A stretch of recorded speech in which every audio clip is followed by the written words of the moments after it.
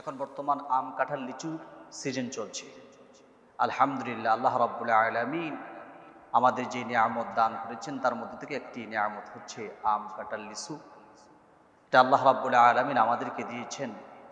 আমরা মাটিতে গাছ বপন করলেই এই সমস্ত ফল আল্লাহ রাব্বুল আলামিন আমাদেরকে দেয়। কিন্তু আম কাঁঠাল লিচু খাচ্ছি না, বিষ খাচ্ছি। একটু চিন্তা করছেন? এখন বর্তমান যে আমরা লিচু খাচ্ছি, একটু চিন্তার বিষয়।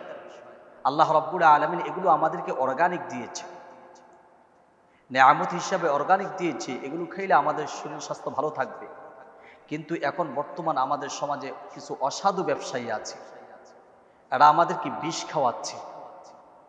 লিচুর ভিতরে এমন কিছু ফরমালিন দেয়, আমের ভিতরে এমন কিছু ফরমালিন দেয়, যে ফরমালিন যখন আমার আপনার পেটের ভিতরে ঢুকে আমাদের কিডনিকে অকেজ করে দেয়, আমাদের হার্ট অকেজ করে দেয়, আমাদের শরীরকে অকেজ করে দেয়।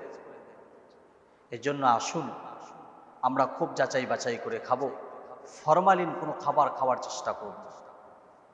ফরমালিন নিজেও খাবো না, নিজের সন্তানকেও ফরমালিন কোনো ফল খাওয়াবো না। এখন বলতে পারেন অর্গানিক যে ফল, এটা আমরা কোথা থেকে খাবো?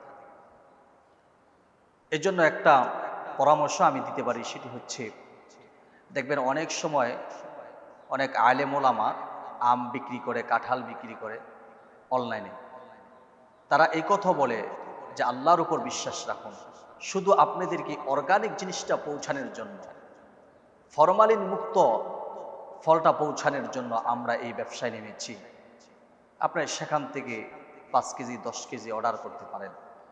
আশা করি উলামাই কেরাম আপনাদেরকে কখনো ফরমালিন যুক্ত আম লিচু কাঁঠাল দিবে না। চেষ্টা করব ইনশাল্লাহ আমরা নিজেরাও এই ফরমালিন আম কাঁঠাল লিচু থেকে বাঁচবো এবং সন্তানকেও বাঁচাইব।